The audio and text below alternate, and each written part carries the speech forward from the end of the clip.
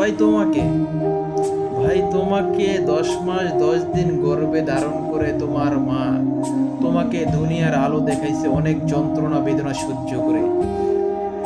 তারপরে যখন তোমাকে দুনিয়া দেখালেন তোমার মা, তারপরে তোমাকে বড় করার জন্য তোমার বাবা আজীবন এখনো খাটতেছে।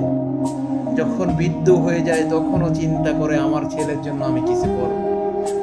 যখন ছেলের জন্য কিছু করা শেষ হয়, যখন সেই বাবা আজকে অসুস্থ হয়ে পড়ে, সেই বাবা সেই মাকে সেই ছেলে চিনতেই পারে না। তারা কিনা এখন তাদের স্ত্রীর কথা শোনে। আমার সামনে দেখা ভাই, এখন হাজার হাজার ঘটনা। তারা তাদেরকে স্ত্রীর কথা শুনে সেই বাবা মাকে এখন তুচ্ছ করে, তুচ্ছ। সেই বাবা মার গায়ে হাত তোলে। তারা কেমন সন্তান? তুমি কি একদিন বাবা হবে না? তুমি একদিন মা হবে।